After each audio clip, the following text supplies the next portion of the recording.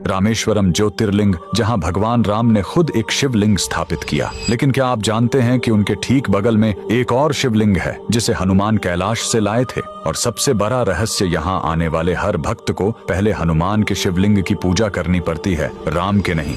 यह कहानी शुरू होती है लंका विजय के ठीक बाद। भगवान राम रावण का वध कर माता सीता के साथ लौट रहे थे। लेकिन रावण एक प्रकांड विद्वान ब्राह्मण का पुत्र भी था और उसके वध से भगवान राम पर ब्रह्महत्या का पाप लग गया था। इस महापाप से मुक्ति पाने के लिए अर्षियों ने उन्हें भगवान शिव की पूजा करने की सलाह दी। भगवान राम ने पूजा के लिए गंधमादन पर्वत के पास उसी समुद्र तट पर रुकने का निर्णय लिया जहां से कभी उन्होंने लंका जाने के लिए सेतु बनाया था। यही स्थान आज रामेश्वरम कहलाता है। भगवान राम ने शिवलिंग स्थापना का निश्चय किया और अपने परम भक्त हनुमान को कैलाश पर्वत से एक दिव्य शिवलिंग लाने का आदेश दिया। हनुमान तुरंत अपने प्रभु की आज्ञा का पालन करने निकल पड़े, लेकिन कैलाश बहुत दूर था और हनुमान को लौटने में अनुमान से अधिक समय लग रहा था। इधर शिवलिंग स्थापना का शुभ मुहूर्त निकला जा रहा था। ऋषियों की चिंता बढ़ने लगी। जब शुभ मुहूर्त समाप्त होने की कगार पर था, तब माता सीता ने आगे बढ़कर समुद्र तट की पवित्र रेत से एक शिवलिंग का निर्माण किया। समय की मर्यादा रखने के लिए भगवान राम ने उसी रेत से बने शिवलिंग की विधि विधान से स्थापना कर दी। राम द्वारा स्थापित होने के कारण